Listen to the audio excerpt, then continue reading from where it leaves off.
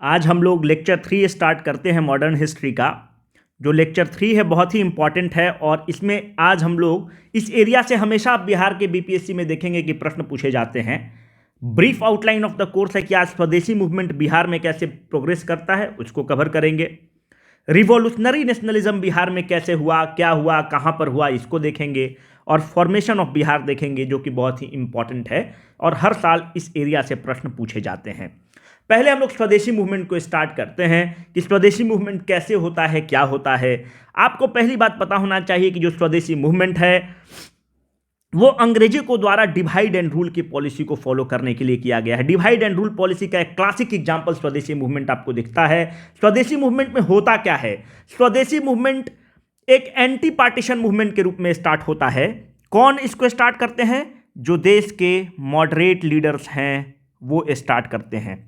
क्यों स्टार्ट करते हैं? जो बंगाल रहता है, बंगाल का डिवीजन किया जाता है। आपको पता होना चाहिए कि देश के स्वतंत्रता संग्राम में बंगाल जो है एक एपी सेंटर के रूप में काम किया है और सारा आंदोलन की जो नींव है, जड़ है, यहीं से संचालित होती थी और यहीं रहती है। तो बंगाल का डिवीजन किया जाता है। बंगाल के डिवीजन के पीछे कि अंग्रेज सरकार, अंग्रेजी हुकूमत कहती है कि यह एडमिनिस्ट्रेटिव ईज के लिए किया जा रहा है, पर सच्चाई है कि हिंदू और मुस्लिम को दो अलग अलग उनके दो हितों को बताया गया है कि आप दोनों का हित अलग है और हिंदू और मुस्लिम में एक डिवाइड पैदा करने के लिए किया गया है। चूंकि बिहार का हिस्ट्री है तो हम लोग ज़्यादा उस पर नहीं जाएंगे। तो डिवाइड एंड रूल का अगर क्लासिक एग्जाम्पल कहीं है तो वो एंटी पार्टी, वो आपको बंगाल का विभाजन है। उस बंगाल का विभाजन रोकने के लिए मॉडरेट लीडर्स ने एंटी पार्टीशन मूवमेंट स्टार्ट किया। आपके जहन में कभी जब एक प्रश्न आता होगा कि एंटी पार्टीशन मूवमेंट है, बाद में आप किताब में देखते होंगे कि इसी को आप स्वदेशी मूवमेंट कहते हैं, फिर बाद में आप कहीं देखते होंगे कि इसको आप बॉयकॉट मूवमेंट कहते हैं। तो प्रश्न ये उठता है कि वही एक मूवमेंट जो एंटी पार्टीशन मूवमेंट है, कैसे स्वदेशी मूवमेंट बनता है, बाद में कैसे बॉयकॉट मूवमेंट बनता है। तो इस चीज़ को आप याद रखिएगा कि ये मूवमेंट जो है एंटी पार्टीशन मूवमेंट के रूप में स्टार्ट होता है, पर जब अंग्रेजी हुकूमत जो मॉडरेट लीडर्स हैं इनके डिमांड को नेग्लेक्ट करता है, जब इनके डिमांड को नेग्लेक्ट किया जाता है तो यह जो मूवमेंट है स्वदेशी मूवमेंट का रूप ले लेता है और लोग बोलते हैं कि हम अब स्वदेशी चीज का खपत करेंगे। और जब अंग्रेजों ने अत्याचार करना स्टार्ट कर दिया, इसके बाद आप देखेंगे कि अंग्रेजों ने इन पर फोर्स और अत्याचार करना स्टार्ट करता है, तो यह स्वदेशी मूवमेंट बॉयकॉट मूवमेंट का रूप ले लेता है। जब एट्रोसाइट्स करना स्टार्ट होता है, अत्याचार करना, जो क्रांतिकारी हैं, जो फ्रीडम फाइटर्स हैं, जब उन पे एट्रोसाइट्स होना स्टार्ट होता है तो यही anti partition movement later part में बॉयकॉट मूवमेंट का रूप ले लेता है। सॉरी। तो आपको यह पता होना चाहिए कि यही चीज है, एंटी पार्टीशन मूवमेंट को ही आप स्वदेशी मूवमेंट कह रहे हैं, वही बाद में बॉयकॉट मूवमेंट बनता है। ये 3 चरण से गुजरता है और ये 3 चरण क्यों होता है ये आपको अच्छे से पता होना चाहिए। अब आप देखें कि बंगाल का विभाजन अनाउंस कब होता है। बंगाल का विभाजन 19 जुलाई 1905 को अनाउंस किया जाता है, पर इंप्लीमेंट कब होता है? तो इंप्लीमेंट आपको 16 अक्टूबर 1905 को बंगाल का विभाजन इंप्लीमेंट किया जाता है। अगला प्रश्न इंपॉर्टेंट है कि आखिर में जब स्वदेशी मूवमेंट चल रहा है, जब स्वदेशी मूवमेंट हो रहा है, तो कौन भारत में उसको लीड कर रहा है और कौन लंदन में इसको लीड कर रहा है? तो याद रखिएगा उस समय कर्जन भारत का वाइसरॉय रहा है और Herbert Ridgely secretary of state रहे हैं। सेक्रेटरी ऑफ स्टेट क्या है? वहाँ की जो क्राउन है उसको इतना टाइम थोड़ी है, उसके तो बहुत सारे गुलाम देश थे, तो उसमें एक आदमी को वो असाइन करती थी कि जो भारत की चीज़ को, भारत के अफेयर्स को डील करेगा, वो थे हर्बर्ट रिजली। तो ये थोड़ा सा पता होना चाहिए। अब हम लोग सीधा घुसते हैं बिहार में। जो स्वदेशी मूवमेंट भी, अच्छा एक चीज़ और इसमें हम लोग देख लेते हैं, चूंकि ये डिवाइड एंड रूल पॉलिसी का था।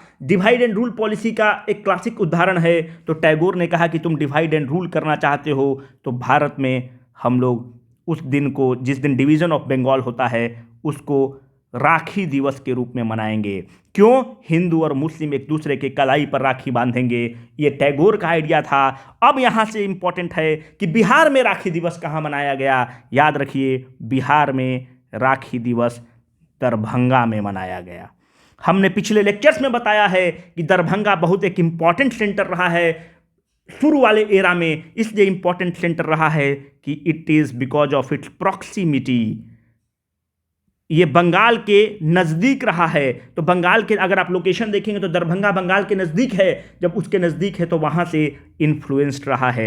यहाँ पे राज दरभंगा है, जो अंग्रेज़ों से विद्रोह करते हैं तो वो भी वहाँ के जो आंदोलन है उसको फंड करते थे, इसलिए दरभंगा एक इंपॉर्टेंट सेंटर के रूप में निकलता है। तो आपको ये चीज़ें थोड़ी सी पता होनी चाहिए।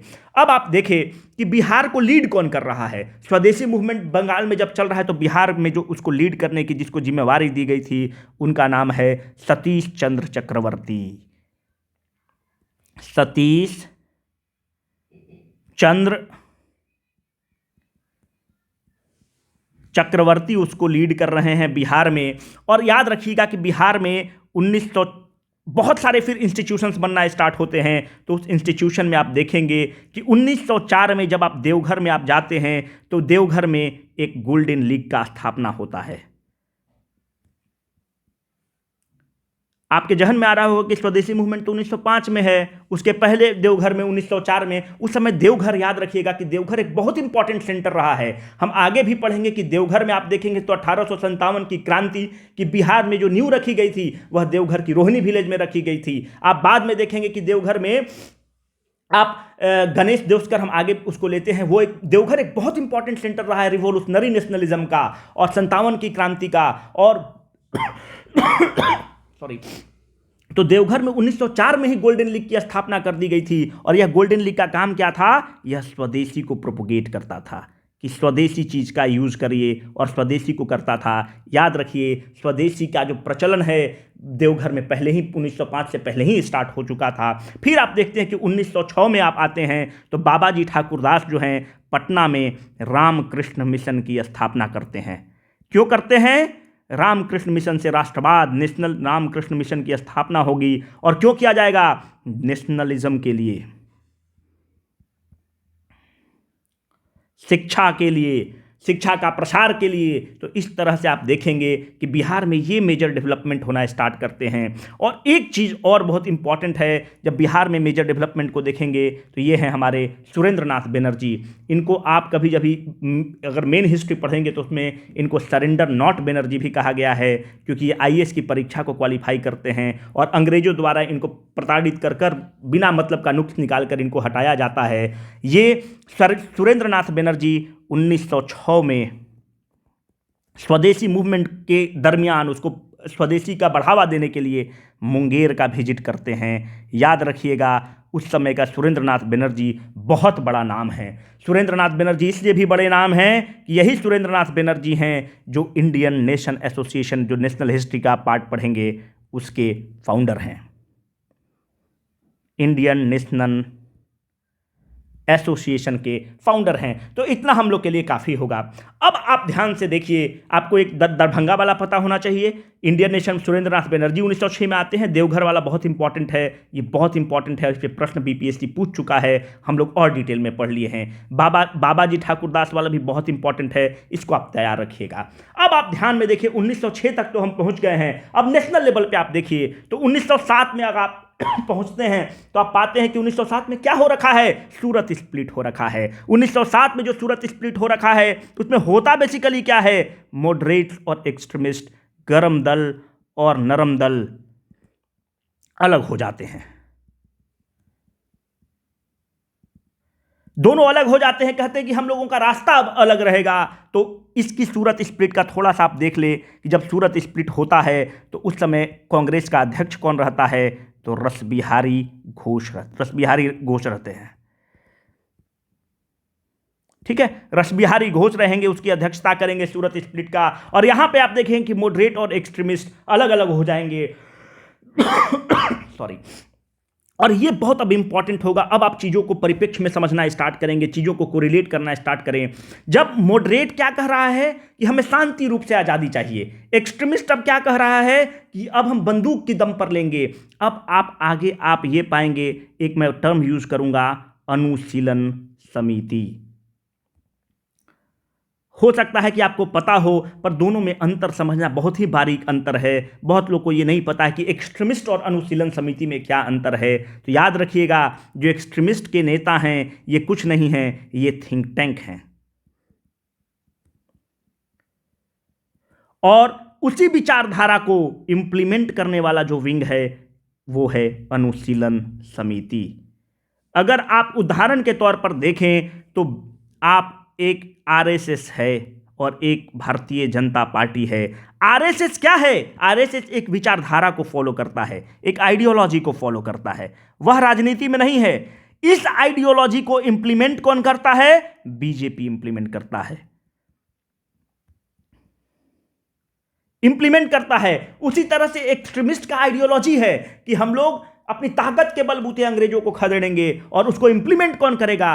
अनुशीलन समिति इंप्लीमेंट करेगा। तो इन दोनों का अंतर आपको समझ में आना चाहिए। वैसे आपको हम बताते चले कि अनुशीलन समिति का जो फाउंडर 1902 में सतीश चंद्र बसु हैं। यह नेशनल हिस्ट्री का पार्ट है, पर मैंने आपको बता दिया। अब ध्यान दीजिए अब ध्यान दीजिए, सूरत स्प्लिट हो चुका है। अंग्रेज अब क्या करेगा? एक तरफ मॉडरेट्स हैं और एक तरफ एक्सट्रीमिस्ट्स हैं।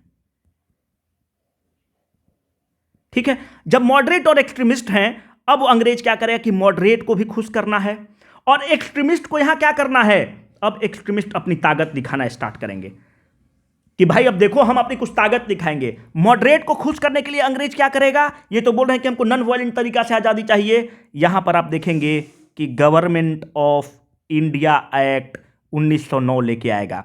इसी को आप मॉर्ली मिंटो रिफॉर्म्स कहते हैं। जब गवर्नमेंट ऑफ इंडिया एक्ट 1909 लेके आएगा तो इसमें उनको क्या देगा?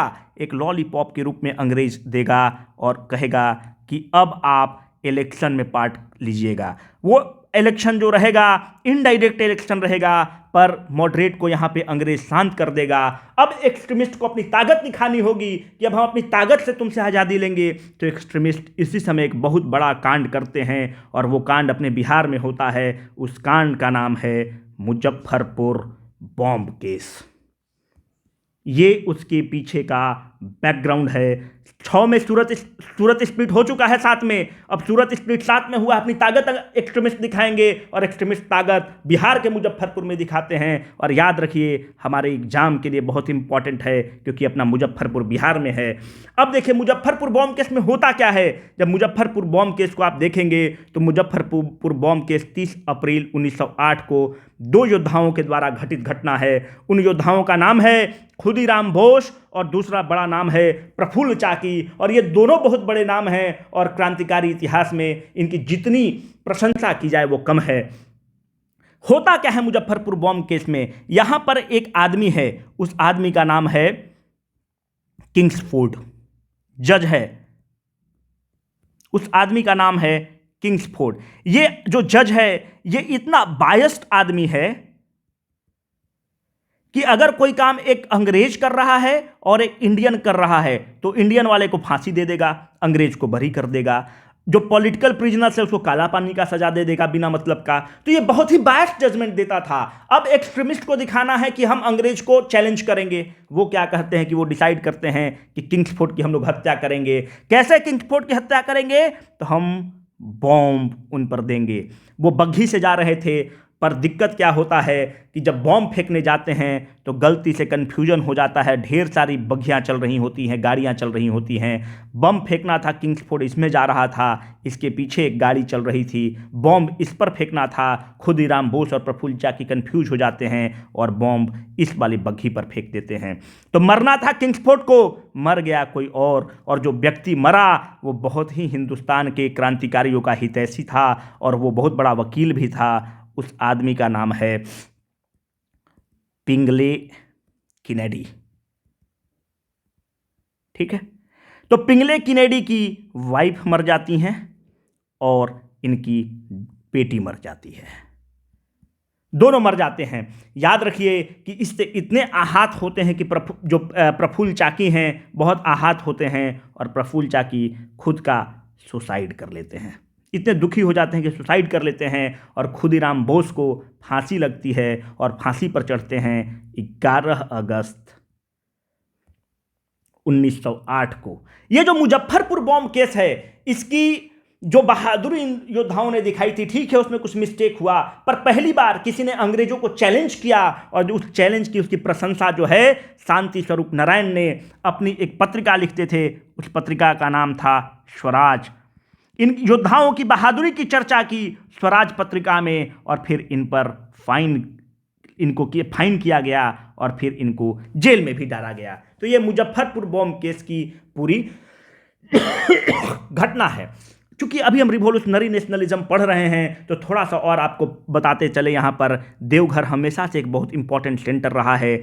1857 की क्रांति की जो पहली चिंगारी है वो देवघर के रोहिणी विलेज से हुआ है। देवघर उस समय बिहार का पार्ट था, वो बाद में अभी झारखंड में चल गया है, जो बाबा धाम के लिए बहुत फेमस है। देवघर में जो आप अगर पाएंगे तो यहाँ पर एक बहुत बड़े क्रांतिकारी नेता हुए सखाराम, आपने नाम सुना होगा, सखाराम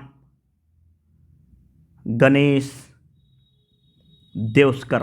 ये बहुत बड़ा नाम है। जब सखाराम गणेश देउस्कर देवघर वाले सेंटर को लीड करते थे, देवघर वाले अनुशीलन समिति को लीड करते थे, सखाराम गणेश देउस्कर की एक किताब है दशेर कथा, और ये बहुत फेमस किताब है दशेर कथा। तो सखाराम गणेश देउस्कर की किताब है दशेर कथा, और ये देवघर वाले अनुशीलन समिति सेंटर को लीड करते थे। इसी बीच एक क्रांतिकारियों के बहुत बड़े फेमस हुए सचिंद्रनाथ सन्याल। सचिंद्रनाथ सन्याल बहुत बड़े फेमस लीडर हुए क्रांतिकारियों के, एक्सट्रीमिस्ट के। इन्होंने अनुशीलन समिति की गठन किया। कहां पे? पटना में गठन करते हैं। 1913 में सचिंद्रनाथ सन्याल आकर गठन करते हैं, और यहीं पर एक बीएन कॉलेज के स्टूडेंट रहते हैं। अभी भी बीएन कॉलेज है पटना में। बीएन कॉलेज पटना के स्टूडेंट हैं, उनका नाम है बंकिम चंद्र मित्रा, और बंकिम चंद्र मित्रा को पटना वाले अनुशीलन समिति का हेड बनाते हैं कि आप इसको लीड करिए। इस तरह से रिवॉल्यूशनरी नेशनलिज्म बिहार में पीक पर रहता है और बिहार एक इंपॉर्टेंट सेंटर के रूप में निकलता है। अब नेक्स्ट इंपॉर्टेंट पार्ट पर अगर हम लोग चले तो बहुत एक इंपॉर्टेंट सेगमेंट है जहाँ से भरपूर क्वेश्चंस आता है। उस सेगमेंट को आपको कर लेना है, वो है फॉर्मेशन ऑफ सेपरेट बिहार। जब फॉर्मेशन ऑफ सेपरेट बिहार देखेंगे तो कौन फॉर्मेशन होता है, कैसे फॉर्मेशन होता है, ये देखना बहुत इंपॉर्टेंट है। अगर आप फॉर्मेशन ऑफ बिहार का बात करते हैं तो उसका जो सबसे बड़ा नाम है उस आदमी का नाम है सच्चिदानंद सिन्हा। इनके नाम पे ढेर सारे बिहार में कॉलेजेस वगैरह भी हैं। सच्चिदानंद सिन्हा बहुत बड़े नाम हैं, और सच्चिदानंद सिन्हा को क्रिएटर ऑफ मॉडर्न बिहार भी बोलते हैं। क्रिएटर ऑफ, ये बीपीएससी में पूछा हुआ क्वेश्चन है और बीपीएससी बहुत क्वेश्चंस को रिपीट करता है, तो आपको पता होना चाहिए he is a creator of modern Bihar. आखिर में इसकी फॉर्मेशन करते कैसे हैं, तो याद रखिए इसकी फॉर्मेशन की नींव 1894 में लिखी जाती है। इसकी इबादत सच्चिदानंद सिन्हा बैरिस्ट्री की पढ़ाई लंदन से करके आते हैं, तो इन्हें लगता है कि इन्हें लगता है कि बिहार का डेवलपमेंट बंगाल के साथ अटैच्ड नहीं हो पा रहा है, और उसकी न्यू बिहार टाइम्स के रूप में रखते हैं, और बिहार टाइम्स का गठन करते हैं। एक पत्रिका है, और बिहार टाइम्स जो है पत्रिका, ये पहली बार पृथक बिहार, सेपरेट बिहार, पृथक बिहार का डिमांड उठाता है। पृथक मतलब सेपरेट बिहार का, और उस पर आर्टिकल लिखना स्टार्ट करता है। जो बिहार टाइम्स है इसकी गठन सच्चिदानंद सिन्हा ने अपने मित्र नंद किशोर लाल, कृष्णा सहाय, महेश नारायण के साथ मिलकर करते हैं। याद रखिएगा ये महेश नारायण पत्रकारिता के दुनिया में उस समय एक बहुत बड़ा नाम रहा है, और महेश नारायण ये जो बिहार टाइम्स है इसके पहले एडिटर बनते हैं, और ये तब सबसे बड़े लॉन्गेस्ट सर्विंग एडिटर रहते हैं। और आप पाएंगे कि 1907 में महेश नारायण मरेंगे, और तब तक ये लगातार एडिटर रहे हैं। और जो पृथक बिहार का जो स्लोगन है, जो पृथक बिहार स्लोगन देते हैं, वो महेश बाबू के द्वारा दिया जाता है, महेश नारायण के द्वारा दिया जाता है। तो इस तरह से आपको थोड़ा सा इसके बारे में पता होना चाहिए। फिर ये जो बिहार टाइम्स जो पत्रिका है इसका फिर से नाम बदला जाएगा, और इसका पूरा नाम को ही चेंज करके बिहार टाइम्स को 1906 में 1906 में बिहार टाइम्स वाला जो अखबार है, देखिएगा जो मैगजीन वाला एरिया है वहाँ से बीपीएससी हमेशा प्रश्न पूछता है, तो आप तैयार होइएगा। थोड़ा सा आपको बोरिंग भले लगे पर एग्जाम पॉइंट ऑफ व्यू से बहुत इंपॉर्टेंट है। तो 1906 में इसका नाम, पत्रिका का नाम बिहारी कर दिया जाता है। ठीक है, तो ये थोड़ा सा पता होना चाहिए। 1907 में महेश नारायण मर जाएंगे और लॉन्गेस्ट सर्विंग एडिटर रहेंगे। अब क्या होता है कि 1906 में एक और बहुत बड़ा घटना होता है। उस समय बिहार बंगाल का पार्ट है, और जब बिहार बंगाल का पार्ट है तो कलकत्ता में, जो बंगाल की उस समय राजधानी थी, तो कलकत्ता में एक बिहार स्टूडेंट क्लब था। उसकी अध्यक्षता कौन करते थे, उसके चेयरमैन कौन थे? डॉक्टर राजेंद्र प्रसाद, हमारे पहले राष्ट्रपति। तो जब ये देखे कि सच्चिदानंद सिन्हा डिमांड बिहार की बढ़ा रहे हैं, महेश नारायण, नंद किशोर लाल बड़े बड़े नाम बढ़ा रहे हैं, तो 1906 में पटना में एक बिहारी छात्र सम्मेलन किया गया।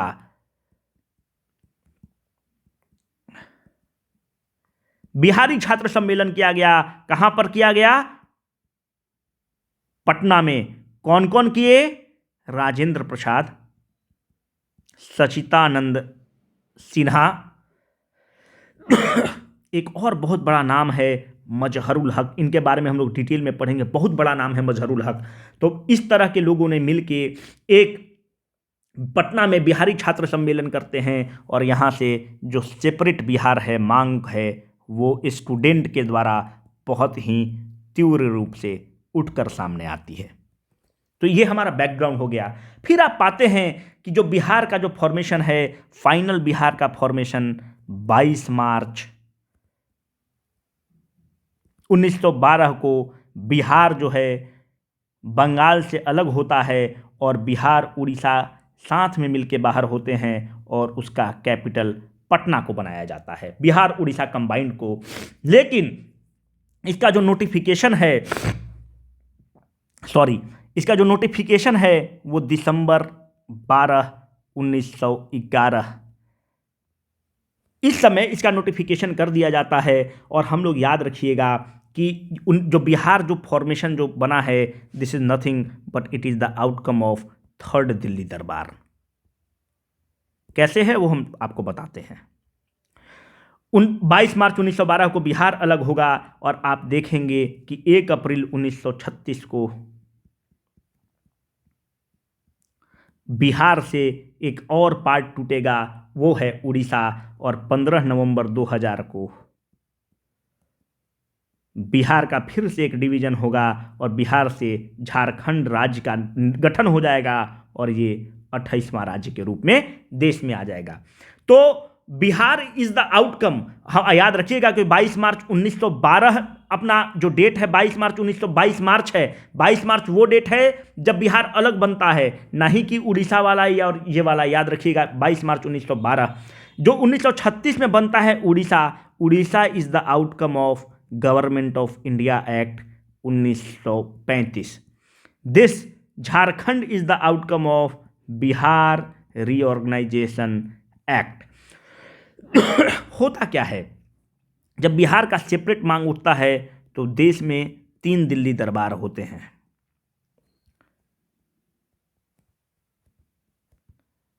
जो पहला दिल्ली दरबार होता है वो लिट्टन के वाइसरायशिप में होता है, दूसरा दिल्ली दरबार करजन के वाइसरायशिप में होता है, और तीसरा दिल्ली दरबार हार्डिंग के वाइसरायशिप में होता है। ये वही हार्डिंग है जिसके नाम पे Lady Hardinge Medical College Delhi वगैरह में है। तो 1911 वाला में तो दिसंबर 12 को यह डिसाइड कर दिया जाता है कि बिहार को अलग राज्य बनाएंगे, पर फाइनल वो आउटकम आता है 22 मार्च 1912 को। इस तरह से हम लोग बिहार का जो पूरा फॉर्मेशन है उसको हम लोगों ने कवर कर लिया है। अगली बार हम लोग होम रूल लीग बिहार में कैसे डेवलप होता है, और नन कॉपरेशन मूवमेंट जो बिहार उसका हब रहा है वो कैसे होता है, उसको हम लोग अगले लेक्चर में पढ़ेंगे। Thank you very much.